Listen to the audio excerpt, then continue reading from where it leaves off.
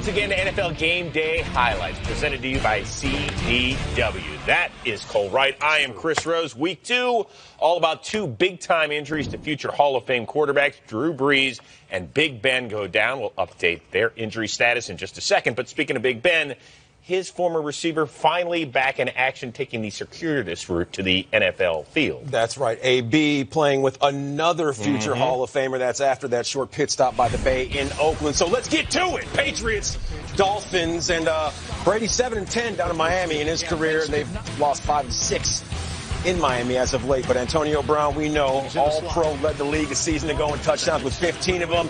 And he's looking to get started once again. First quarter, Brady's first pass. Who's he going to, Chris? AB? That's number 17. AB. Good guess. 18-yard chunk.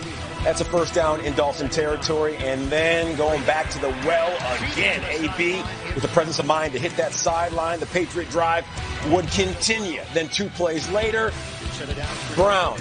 Here he is. There he goes. Just like that, Tom Brady feeling extremely comfortable with number 17, who would continue to eat. He's got a gold nameplate that says, "I wish you would." He's back. You see right here.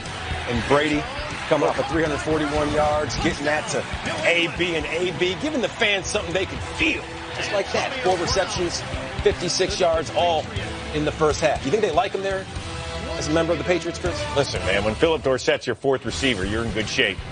Okay, well, Tom Brady, when he's your quarterback, something tells me you're in really good shape, because with a 16-0 lead, Brady, 20th regular season rushing touchdown of his career. He finished 20 of 28, 264 yards, 2 touchdowns, no big whoop. Just coffee talk, number 12. Coffee talk? Yeah, Linda Richmond's getting a little verklempt over there. Now, through 3 quarters, the Dolphins were held to 38 yards of offense. Bill Belichick, defense is his specialty at last look. And it's Stephon Gilmore's as well.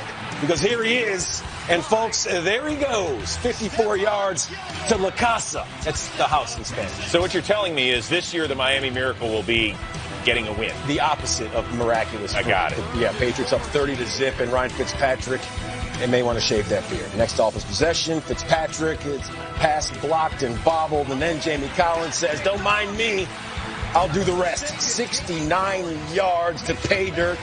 Fitzpatrick finished 11 of 21, 89 yards, and 3 interceptions. It was that Fitzpatrick game that everyone had seen him play before, that they were waiting for. You see that right there? Collins takes that one to the house. 43-0.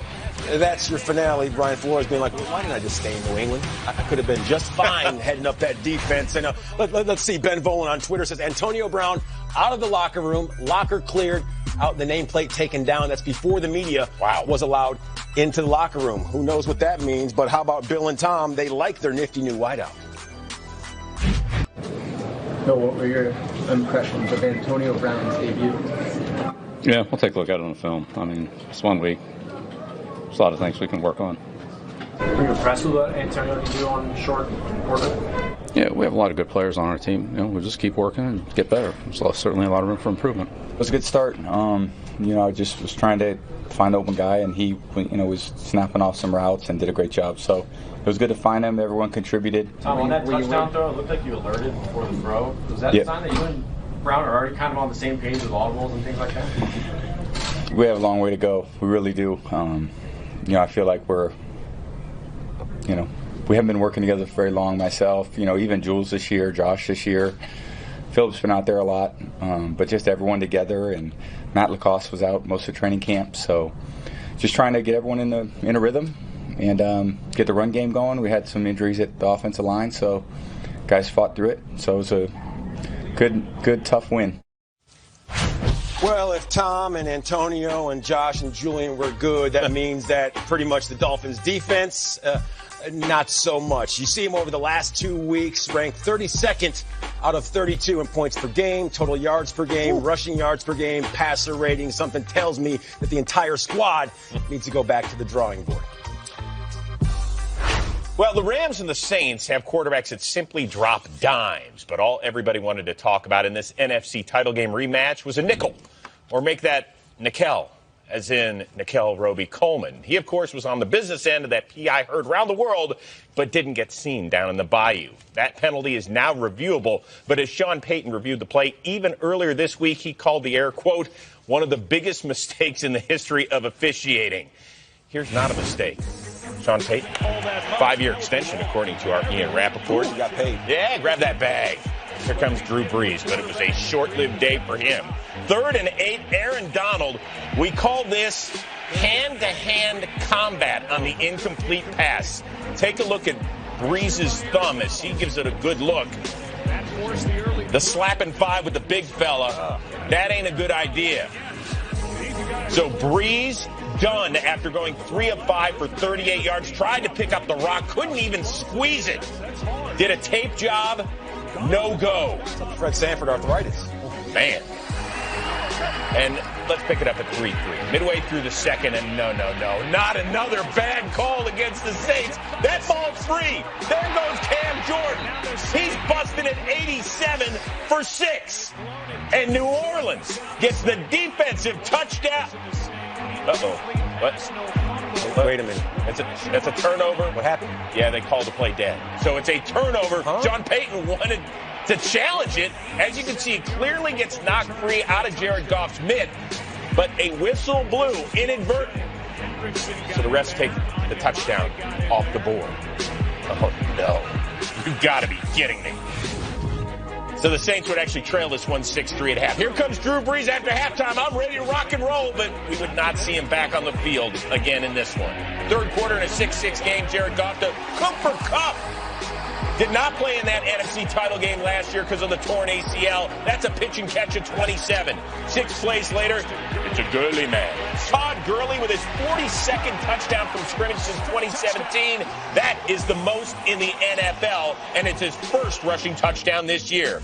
As for Teddy Bridgewater, he's thrown just 25 passes since the end of the 2015 season, but here he is to replace Brees. Gets hit by Clay Matthews. The Saints, however, do recover. But look at this.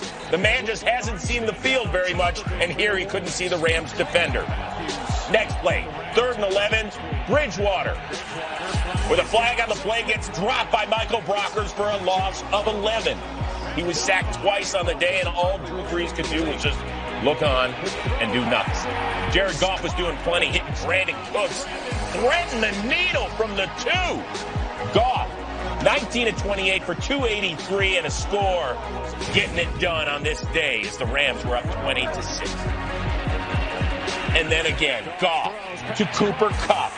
A monstrous day for him. 5 for 120. Does he get it all the way in? Go, Cooper, go! I was just running, and he gets it down. Originally ruled a touchdown. But no, he actually got dragged down at the 1. So who's going to take it? Cheers. That'll be Jared Goff plunging in. And somewhere, Michael Silver's saying, that guy went to Cal, and his team is now 2-0 after the 27-9. Kyler Murray, the number 1 overall pick, facing the last selection of round 1 from 2018. That would be the AFC Offensive Player of the Week, Lamar Jackson. Coming off that perfect passer rating, 5 touchdown performance. Remember last week? 3 carries, 6 yards, and then he chuckled at us all. Well, he had those legs back in motion. 19-yard run there, 16 carries for 120 on this day against the Cardinals. And then how about this? Perfectly designed play, wide open for Mark Andrews, who has been a monster. Look at this. From inside the tackle box, Lamar doing his thing. Andrews finished with 112 and a score, and congratulations to you. And then it's Lamar Jackson to Hayden Hurst, the other tight end. 7th touchdown pass for Jackson this year. He had 6 all of last season. As far as the Cardinals, in the red zone, they left red space due to embarrassment. They couldn't get it done. Last week, 1 of 4 inside the 20. This time, Murray, we're just going to throw that away and lead to a short field goal. And then in the second quarter, down a touchdown, Murray looking for the future Hall of Famer, Larry Fitz, and we're going to settle for another short field goal. In the third quarter, they're down 11 and sniffing the goal line, and that's no good for Larry Fitzgerald. So Zane Gonzalez hit field goals of 22, 21, 21. Cliff Kingsbury, that ain't going to win you a whole lot of games. under the 4th, down 11. Here comes Murray. Getting it to David Johnson. All right, now that's the end zone. So you know what? Go for 2. Let's get in this thing. 2. I said 2. And he's hitting Keyshawn Johnson. Rook out of Different one. Different one. Okay. Out of Fresno State. So there you go. They're within 3. On to the 4th. Under 3 to go. 3rd and 11. Jackson. Who's he find? You got to be kidding me. Kyler's old target at Oklahoma. Hollywood Brown. You're going to Hollywood. That's pretty good. Jackson finished 24-37 for 272 and a couple scores. As I told you, ran for 120. So Kyler Murray's played okay, but no W to show for it as of yet. Plenty of passing yards through 2 games, as in 657. Only Cam Newton has thrown for more in his first 2 career games since the merger. So 4 Heisman Trophy winners on the field, and that one we just saw. And last week, we saw 9 of the last 10 Heisman Trophy winners on the field, and each and every single one of them, they were impactful. Now, today in Tennessee, the Titans, coming off of their beatdown of the Browns last week. Sorry about that, Chris. Hoping, of course, to ride that Marcus and Derek wave of momentum and get back in the win column versus the luckless Colts. Now, Tennessee, 2-13 versus Indy over the last 15, hoping that something would change today. Let's get to the moving pictures known as highlights on the street. There they are right there, and there's Jacoby Brissett looking to put that best foot forward. Who does he go to? Eric Ebron, the Mr. Do-It-All in Indy from a season ago, jumps over Amani Hooker.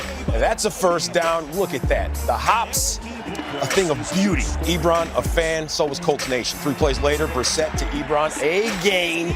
That's a 3-yard house call, so the Colts out in front, lickety-split. It's 7-zip on E-Double's first score of the year. Early second quarter, Marcus Mariota, little play action to David Quessenberry. Oh, I like that one. Yeah. Beating the defense and also beating non-Hodgkin's lymphoma in 2015. The touchdown was good, but that the even better part of the story. More from the second, Brissett to Paris Campbell. Good. First career touchdown, 2nd-round rookie out of OSU. Oklahoma, and that's Adam Vinatieri. No good on the extra point. 2 missed field goals, 1 missed extra point week 1 against the Chargers, and today wasn't much better. Now it's Marcus.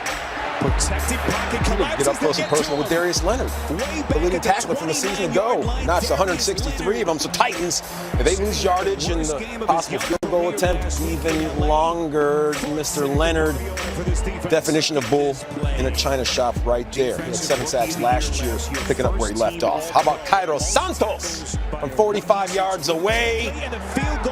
That's no bueno. Titans still out in front. It's a 4-point advantage. It's 17-13. Now more from the 4th, Jordan Wilkins, picking him up, putting him down. At last look, his feet were not on fire, but he was running as if they were. Huge 55-yard chunk. That's what you call real estate. Colts in the red zone, and then T.Y. Hilton doing T.Y. Hilton kind of stuff. Number 13, he said on Fantasy Live that he'd have a big day despite Friday the 13th just passing by. Brissett, 17 of 28, 3 touchdowns, and a pick. And Adam Vinatieri, we told you, it was a patch of rough pumpkins for him. Oh, this is just tough to watch. He didn't read a John Wooden pyramid of success. Goodness gracious sakes alive. 2nd missed extra point of the game. Colts out in front by a 2-spot. And then one last gasp for Tennessee. Marcus looking for A.J. Brown. Nothing doing. Brissett's first career win against Tennessee.